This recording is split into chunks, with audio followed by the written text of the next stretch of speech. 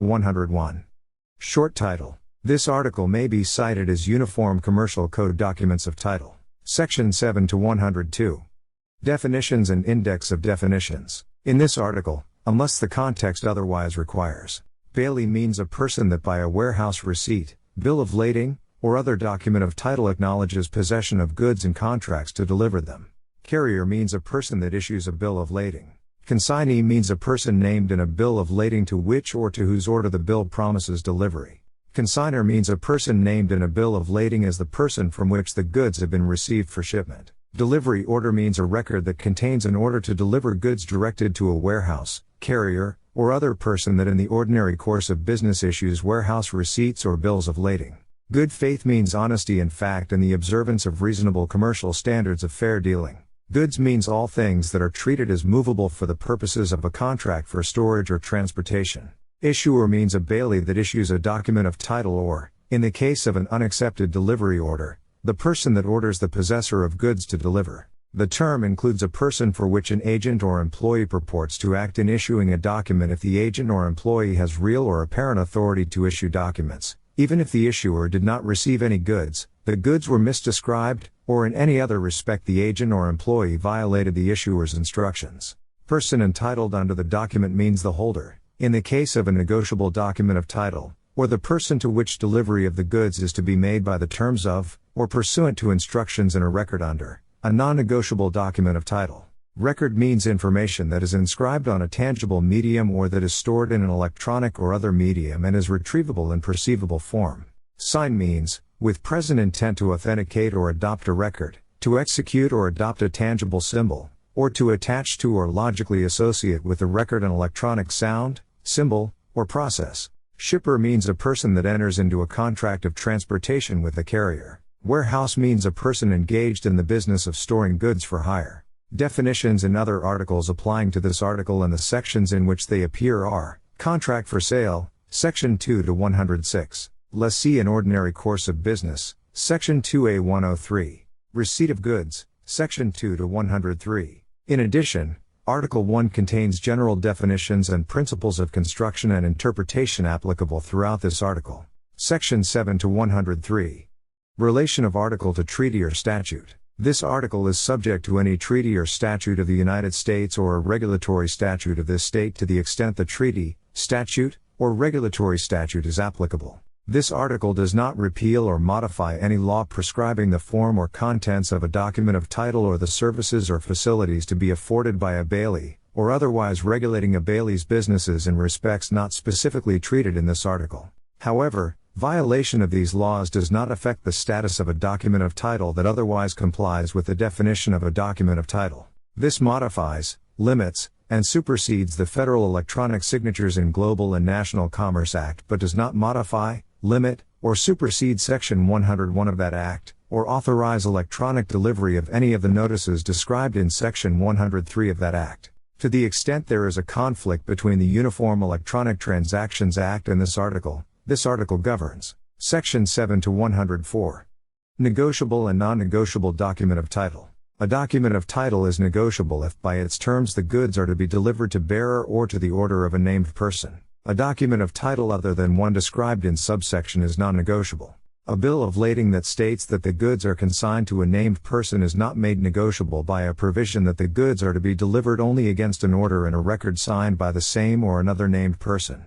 A document of title is non-negotiable if, at the time it is issued, the document has a conspicuous legend, however expressed, that it is non-negotiable. Section 7 to 105. Reissuance in alternative medium. Upon request of a person entitled under an electronic document of title, the issuer of the electronic document may issue a tangible document of title as a substitute for the electronic document if the person entitled under the electronic document surrenders control of the document to the issuer, and the tangible document when issued contains a statement that it is issued in substitution for the electronic document. Upon issuance of a tangible document of title in substitution for an electronic document of title in accordance with subsection, the electronic document ceases to have any effect or validity, and the person that procured issuance of the tangible document warrants to all subsequent persons entitled under the tangible document that the warrantor was a person entitled under the electronic document when the warrantor surrendered control of the electronic document to the issuer. Upon request of a person entitled under a tangible document of title,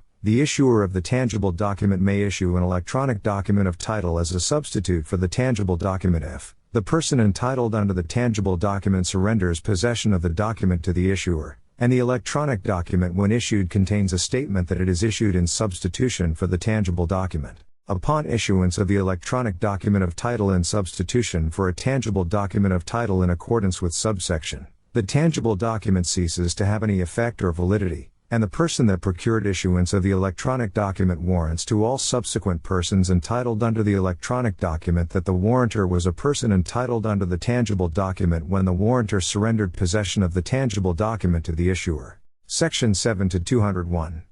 Person that may issue a warehouse receipt, storage under bond. A warehouse receipt may be issued by any warehouse, if goods, including distilled spirits and agricultural commodities, are stored under a statute requiring a bond against withdrawal or a license for the issuance of receipts in the nature of warehouse receipts. A receipt issued for the goods is deemed to be a warehouse receipt even if issued by a person that is the owner of the goods and is not a warehouse. Section 7 to 202. Form of warehouse receipt. A warehouse receipt need not be in any particular form, unless a warehouse receipt provides for each of the following. The warehouse is liable for damages caused to a person injured by its omission. The location of the warehouse facility where the goods are stored, the date of issue of the receipt, the unique identification code of the receipt, a statement whether the goods received will be delivered to the bearer, to a named person, or to a named person or its order, the rate of storage and handling charges, but if goods are stored under a field warehousing arrangement, a statement of that fact is sufficient on a non-negotiable receipt, a description of the goods or the packages containing them, the signature of the warehouse or its agent. If the receipt is issued for goods that the warehouse owns, either solely, jointly, or in common with others, the fact of that ownership, and a statement of the amount of advances made and of liabilities incurred for which the warehouse claims a lien or security interest, but if the precise amount of advances made or of liabilities incurred is, at the time of the issue of the receipt, unknown to the warehouse or to its agent that issued the receipt, a statement of the fact that advances have been made or liabilities incurred and the purpose of the advances or liabilities is sufficient. A warehouse may insert in its receipt any terms that are not contrary to and do not impair its obligation of delivery under Section 7 to 403 or its duty of care under Section 7 to 204. Any contrary provisions are ineffective. Section 7 to 203. Liability for non-receipt or misdescription.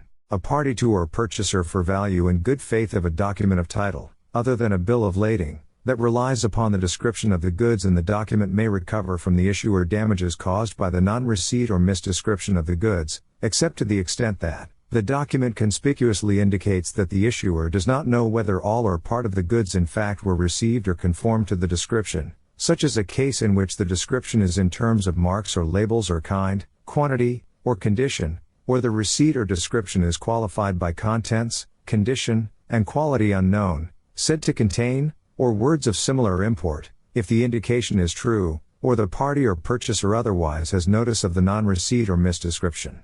Section 7 to 204. Duty of care, contractual limitation of warehouse's liability. A warehouse is liable for damages for loss of or injury to the goods caused by its failure to exercise care with regard to the goods that a reasonably careful person would exercise under similar circumstances. However, unless otherwise agreed, the warehouse is not liable for damages that could not have been avoided by the exercise of that care. Damages may be limited by a term in the warehouse receipt or storage agreement limiting the amount of liability in case of loss or damage beyond which the warehouse is not liable.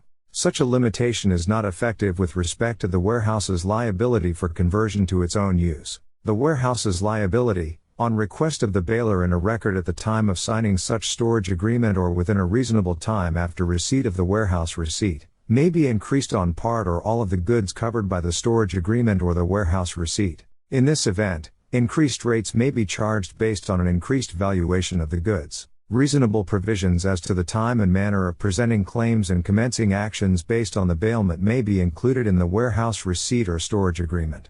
This section does not impair or repeal Section 7 to 205.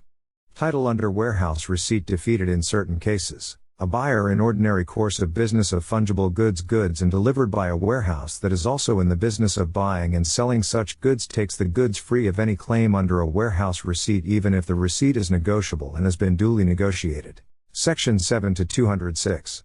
Termination of storage at warehouses option. A warehouse, by giving notice to the person on whose account the goods are held and any other person known to claim an interest in the goods, may require payment of any charges and removal of the goods from the warehouse at the termination of the period of storage fixed by the document of title or, if a period is not fixed, within a stated period not less than 30 days after the warehouse gives notice. If the goods are not removed before the date specified in the notice, the warehouse may sell them pursuant to Section 7 to 210.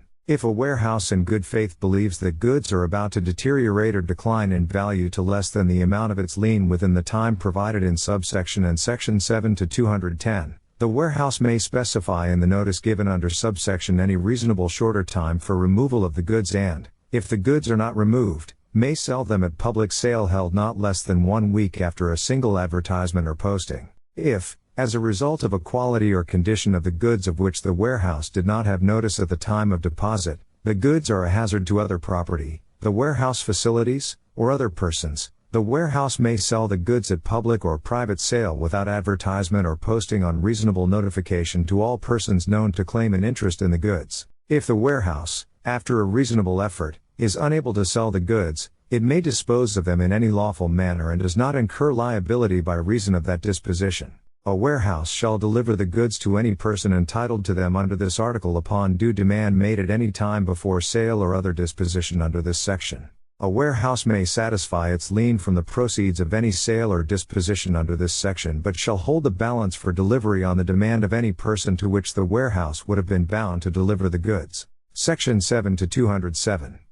Goods must be kept separate, fungible goods. Unless the warehouse receipt provides otherwise, a warehouse shall keep separate the goods covered by each receipt so as to permit at all times identification and delivery of those goods. However, different lots of fungible goods may be commingled. If different lots of fungible goods are commingled, the goods are owned in common by the persons entitled thereto and the warehouse is severally liable to each owner for that owner's share. If, because of overissue, a mass of fungible goods is insufficient to meet all the receipts the warehouse has issued against it, the persons entitled include all holders to which overissued receipts have been duly negotiated. Section 7 to 208. Altered warehouse receipts. If a blank in a negotiable tangible warehouse receipt has been filled in without authority, a good faith purchaser for value and without notice of the lack of authority may treat the insertion as authorized. Any other unauthorized alteration leaves any tangible or electronic warehouse receipt enforceable against the issuer according to its original tenor. Section 7 to 209.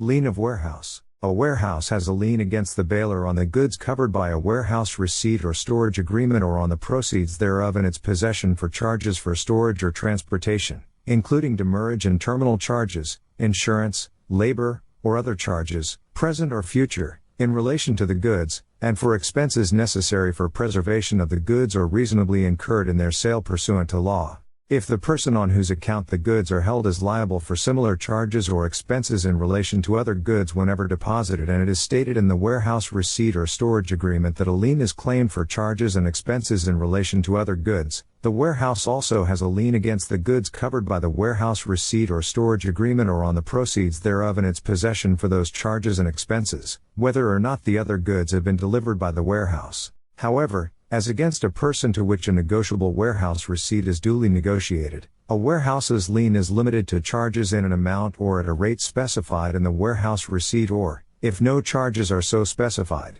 to a reasonable charge for storage of the specific goods covered by the receipt subsequent to the date of the receipt. The warehouse may also reserve a security interest under Article 9 against the bailer for the maximum amount specified on the receipt for charges other than those specified in subsection, such as for money advanced and interest. A security interest is governed by Article 9. A warehouse's lien for charges and expenses under subsection or a security interest under subsection is also effective against any person that so entrusted the bailer with possession of the goods that a pledge of them by the bailer to a good faith purchaser for value would have been valid.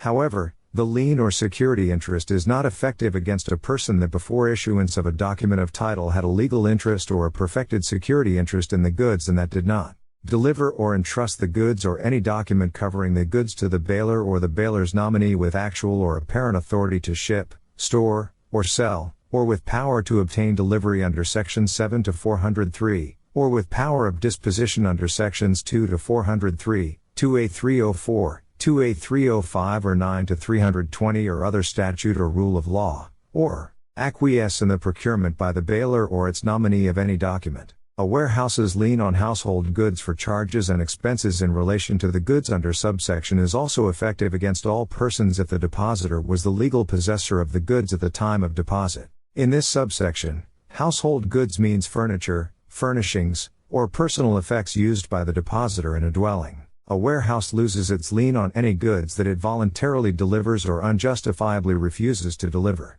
Section 7 to 210.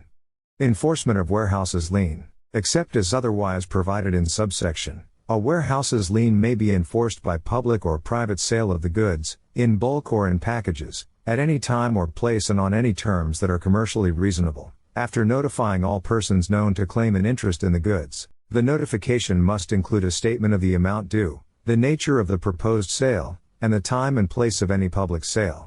The fact that a better price could have been obtained by a sale at a different time or in a different method from that selected by the warehouse is not of itself sufficient to establish that the sale was not made in a commercially reasonable manner. The warehouse has sold in a commercially reasonable manner if the warehouse sells the goods in the usual manner in any recognized market, therefore, sells at the price current in that market at the time of the sale, or has otherwise sold in conformity with commercially reasonable practices among dealers in the type of goods sold.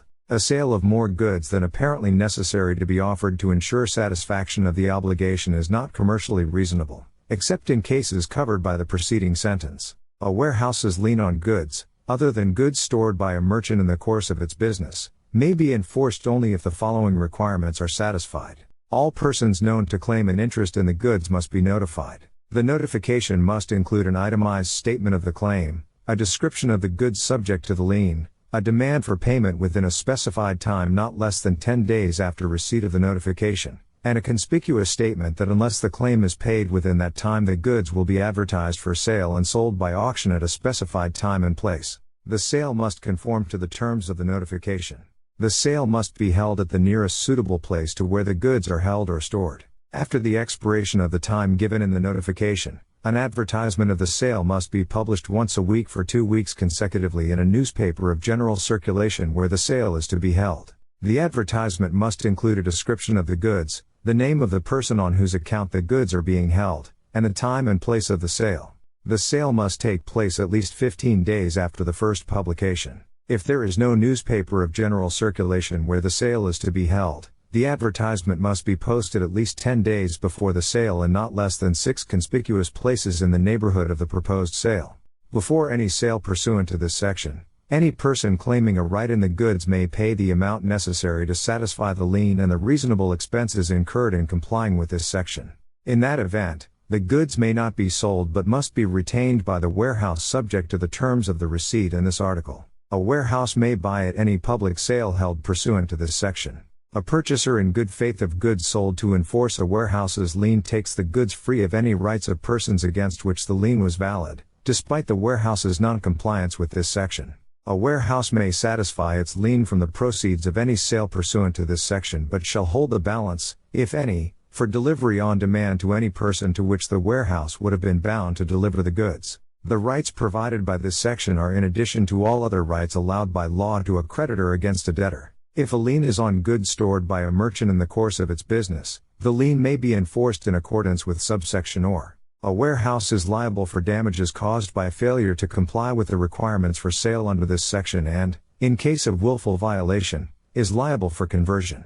Section 7 to 301. Liability for non-receipt or misdescription, said to contain, shipper's load and count, improper handling. A consignee of a non-negotiable bill of lading which has given value in good faith, or a holder to which a negotiable bill has been duly negotiated, relying upon the description of the goods in the bill or upon the date shown in the bill, may recover from the issuer damages caused by the misstating of the bill or the non-receipt or misdescription of the goods, except to the extent that the document of title indicates that the issuer does not know whether any part or all of the goods in fact were received or conformed to the description. such as in a case in which the description is in terms of marks or labels or kind, quantity, or condition, or the receipt or description is qualified by contents or condition of contents of packages unknown, said to contain, shipper's weight, load and count, or words of similar import, if that indication is true. If goods are loaded by the issuer of the bill of lading, the issuer shall count the packages of goods if shipped in packages and ascertain the kind and quantity if shipped in bulk, and words such as shipper's weight, load and count, or words of similar import indicating that the description was made by the shipper are ineffective except as to goods concealed by packages. If bulk goods are loaded by a shipper that makes available to the issuer of the bill of lading adequate facilities for weighing those goods, the issuer shall ascertain the kind and quantity within a reasonable time after receiving the shipper's request in a record to do so. In that case, shipper's weight or words of similar import are ineffective. The issuer, by including in the bill of lading the words shipper's weight, load and count, or words of similar import, may indicate that the goods were loaded by the shipper, and, if that statement is true, the issuer is not liable for damages caused by the improper loading. However, omission of such words does not imply liability for damages caused by improper loading. A shipper guarantees to the issuer the accuracy at the time of shipment of the description, marks, labels, number, kind, quantity, condition, and weight, as furnished by the shipper, and the shipper shall indemnify the issuer against damage caused by inaccuracies in those particulars. This right of the issuer to that indemnity does not limit its responsibility or liability under the contract of carriage to any person other than the shipper. Section 7 to 302. Through bills of lading and similar documents of title. The issuer of a through bill of lading or other document of title embodying an undertaking to be performed in part by a person acting as its agent or by a performing carrier is liable to any person entitled to recover on the document for any breach by the other person or the performing carrier of its obligation under the document. However, to the extent that the bill covers an undertaking to be performed overseas or in territory not contiguous to the continental United States, or an undertaking including matters other than transportation, this liability for breach by the other person or the performing carrier may be varied by agreement of the parties. If goods covered by a through bill of lading or other document of title embodying an undertaking to be performed in part by a person other than the issuer are received by that person, the person is subject, with respect to its own performance while the goods are in its possession, to the obligation of the issuer.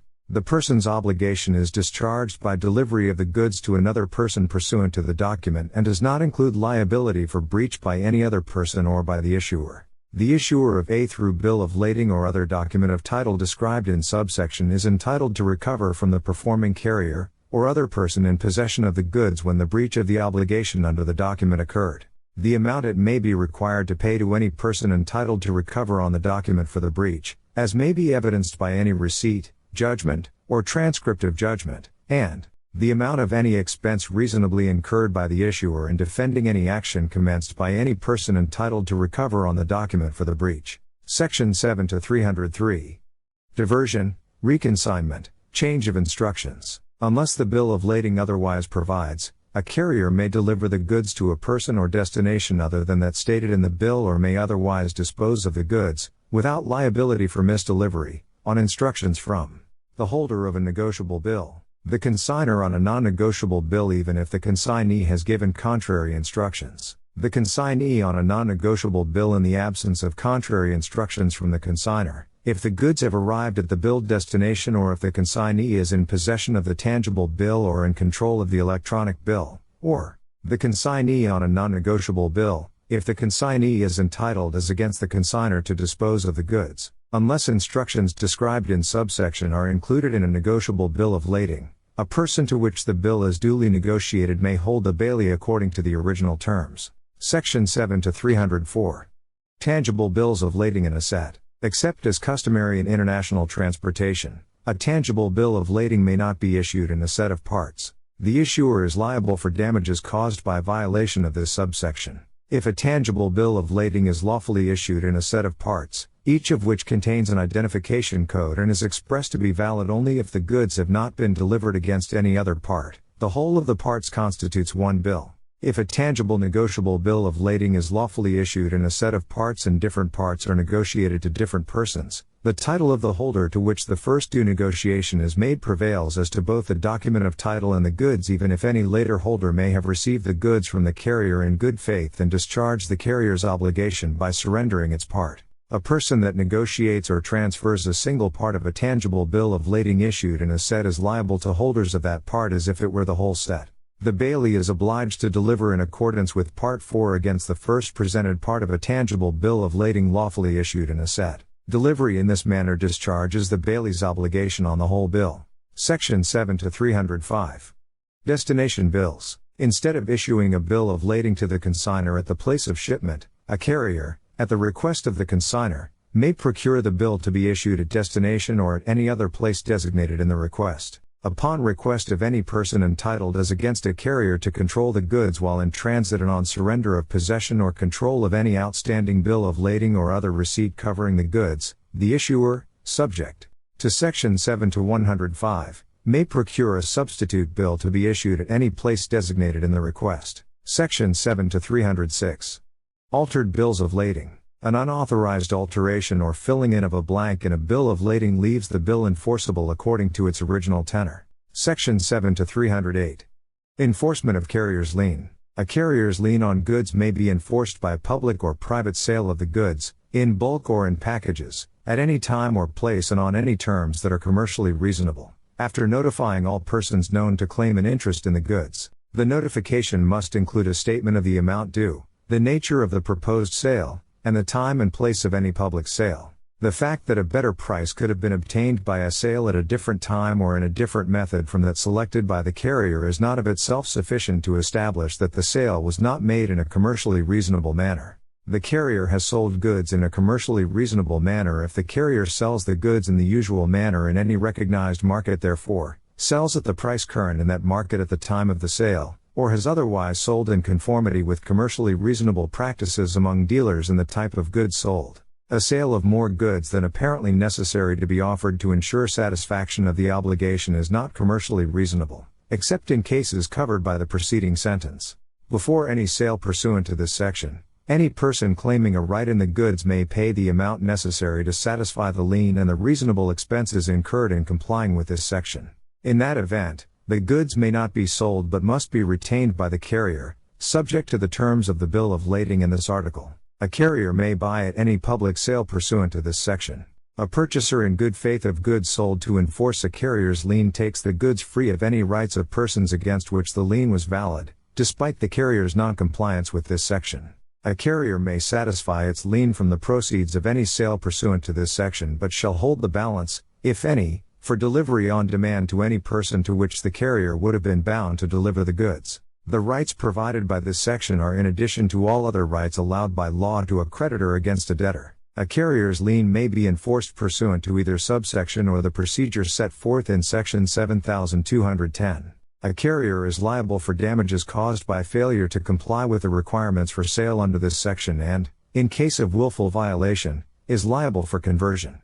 Section 7 to 309.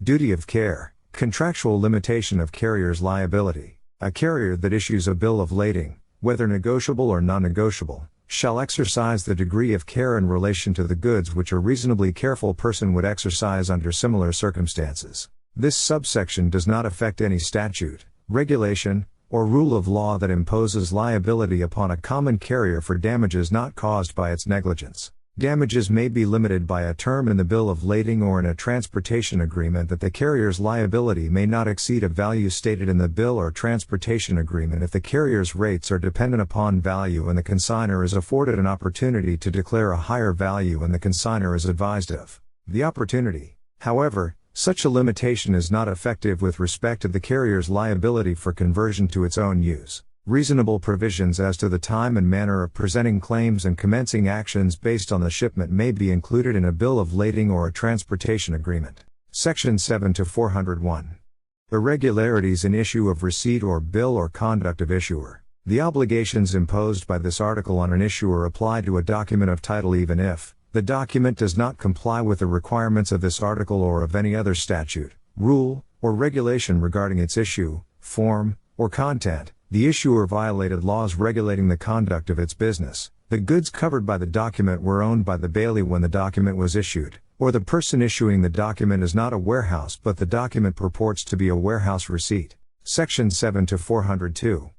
Duplicate document of title, overissue. A duplicate or any other document of title purporting to cover goods already represented by an outstanding document of the same issuer does not confer any right in the goods, except as provided in the case of tangible bills of lading in a set of parts, overissue of documents for fungible goods, substitutes for lost, stolen, or destroyed documents, or substitute documents issued pursuant to Section 7 to 105. The issuer is liable for damages caused by its overissue or failure to identify a duplicate document by a conspicuous notation. Section 7 to 403.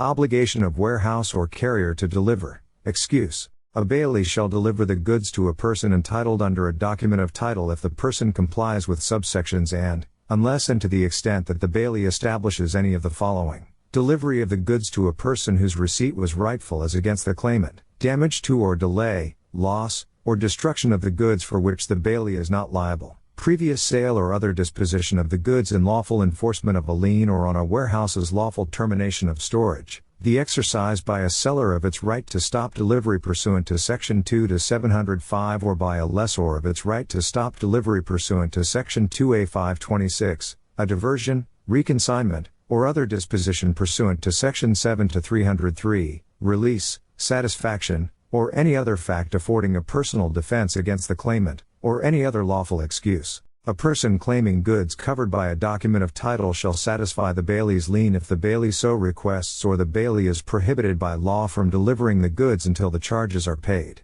unless a person claiming the goods is one against which the document of title does not confer a right under Section 7 to 503. The person claiming under a document shall surrender possession or control of any outstanding negotiable document covering the goods for cancellation or indication of partial deliveries, and the bailee shall cancel the document or conspicuously indicate in the document the partial delivery or be liable to any person to which the document is duly negotiated. Section 7 to 404. No liability for good faith delivery pursuant to document of title. A bailee that in good faith has received goods and delivered or otherwise disposed of the goods according to the terms of a document of title or pursuant to this article is not liable for the goods even if the person from which the bailee received the goods did not have authority to procure the document or to dispose of the goods, or the person to which the bailee delivered the goods did not have authority to receive the goods. Section 7 to 501. Form of negotiation and requirements of due negotiation. The following rules apply to a negotiable tangible document of title. If the document's original terms run to the order of a named person, the document is negotiated by the named person's endorsement and delivery. After the named person's endorsement in blank or to bearer, any person may negotiate the document by delivery alone. If the document's original terms run to bearer, it is negotiated by delivery alone. If the document's original terms run to the order of a named person and it is delivered to the named person, the effect is the same as if the document had been negotiated. Negotiation of the document after it has been endorsed to a named person requires endorsement by the named person as well as delivery. A document is duly negotiated if it is negotiated in the manner stated in this subsection to a holder that purchases it in good faith, without notice of any defense against or claim to it on the part of any person, and for value, unless it is established that the negotiation is not in the regular course of business or financing or involves receiving the document in settlement or payment of a monetary obligation. The following rules apply to a negotiable electronic document of title. If the document's original terms run to the order of a named person or to bearer, the document is negotiated by delivery of the document to another person. Endorsement by the named person is not required to negotiate the document. If the document's original terms run to the order of a named person and the named person has control of the document, the effect is the same as if the document had been negotiated. A document is duly negotiated if it is negotiated in the manner stated in this subsection to a holder that purchases it in good faith, without notice of any defense against or claim to it on the part of any person, and for value, unless it is established that the negotiation is not in the regular course of business or financing or involves taking delivery of the document in settlement or payment of a monetary obligation. Endorsement of a non-negotiable document of title neither makes it negotiable nor adds to the transferee's rights. The naming in a negotiable bill of lading of a person to be notified of the arrival of the goods does not limit the negotiability of the bill or constitute notice to a purchaser of the bill of any interest of that person in the goods. Section 7 to 502. Rights acquired by due negotiation. Subject to Sections 7 to 205 and 7 to 503, a holder to which a negotiable document of title has been duly negotiated acquires thereby title to the document, title to the goods, all rights accruing under the law of agency or estoppel, including rights to goods delivered to the bailee after the document was issued, and the direct obligation of the issuer to hold or deliver the goods according to the terms of the document free of any defense or claim by the issuer except those arising under the terms of the document or under this article. In the case of a delivery order, the bailee's obligation accrues only upon the bailee's acceptance of the delivery order, and the obligation acquired by the holder is that the issuer and any endorser will procure the acceptance of the bailee. Subject to Section 7 to 503, title and rights acquired by due negotiation are not defeated by any stoppage of the goods represented by the document of title or by surrender of the goods by the bailee, and are not impaired even if the due negotiation or any prior due negotiation constituted a breach of duty. Any person has been deprived of possession of a negotiable tangible document or control of a negotiable electronic document by misrepresentation, fraud, accident, mistake, duress, loss, theft, or conversion, or a previous sale or other transfer of the goods or document has been made to a third person. Section 7 to 503. Document of title to goods defeated in certain cases. A document of title confers no right in goods against a person that before issuance of the document had a legal interest or a perfected security interest in the goods and that did not deliver or entrust the goods or any document covering the goods to the bailer or the bailer's nominee with actual or apparent authority to ship, store, or sell, with power to obtain delivery under Section 7 to 403, or with power of disposition under Section 2 to 403, 2A304, 2A305, or 9 to 320 or other statute or rule of law, or acquiesce in the procurement by the bailer or its nominee of any document. Title to goods based upon an unaccepted delivery order is subject to the rights of any person to which a negotiable warehouse receipt or bill of lading covering the goods has been duly negotiated. That title may be defeated under Section 7 to 504 to the same extent as the rights of the issuer or a transferee from the issuer. Title to goods based upon a bill of lading issued to a freight forwarder is subject to the rights of any person to which a bill issued by the freight forwarder is duly negotiated. However, delivery by the carrier in accordance with Part 4 pursuant to its own bill of lading discharges the carrier's obligation to deliver. Section 7 to 504. Rights acquired in the absence of due negotiation, effective diversion, stoppage of delivery, a transferee of a document of title, whether negotiable or non-negotiable, to which the document has been delivered but not duly negotiated, acquires the title and rights that its transferor had or had actual authority to convey. In the case of a non-negotiable document of title, until but not after the bailee receives notice of the transfer, the rights of the transferee may be defeated by those creditors of the transferor that could treat the transfer as void under Section 2 to 402 or 2A308, by a buyer from the transferor in ordinary course of business if the bailee has delivered the goods to the buyer or received notification of the buyer's rights, by a lessee from the transferor in ordinary course of business if the bailee has delivered the goods to the lessee or received notification of the lessee's rights, or, as against the bailee, by good faith dealings of the bailee with the transferor. Adversion or other change of shipping instructions by the consignor in a non-negotiable bill of lading which causes the bailee not to deliver the goods to the consignee defeats the consignee's title to the goods if the goods have been delivered to a buyer in ordinary course of business or a lessee in ordinary course of business, and in any event defeats the consignee's rights against the bailee. Delivery of the goods pursuant to a non-negotiable document of title may be stopped by a seller under Section 2 to 705 or a lessor under Section 2A526. Subject to the requirements of due notification in those sections. A bailee honoring the seller's or lessor's instructions is entitled to be indemnified by the seller or lessor against any resulting loss or expense. Section 7 to 505. Endorser not a guarantor for other parties. The endorsement of a tangible document of title issued by a bailee does not make the endorser liable for any default by the bailee or previous endorsers. Section 7 to 506. Delivery without endorsement. Right to compel endorsement. The transferee of a negotiable tangible document of title has a specifically enforceable right to have its transferor supply any necessary endorsement, but the transfer becomes a negotiation only as of the time the endorsement is supplied. Section 7 to 507. Warranties on negotiation or transfer of document of title. If a person negotiates or delivers a document of title for value, otherwise than as a mere intermediary under Section 7 to 508, unless otherwise agreed. The transfer warrants to its immediate purchaser only in addition to any warranty made in selling or leasing the goods that the document is genuine. The transferor does not have knowledge of any fact that would impair the document's validity or worth, and the negotiation or delivery is rightful and fully effective with respect to the title to the document and the goods it represents. Section 7 to 508.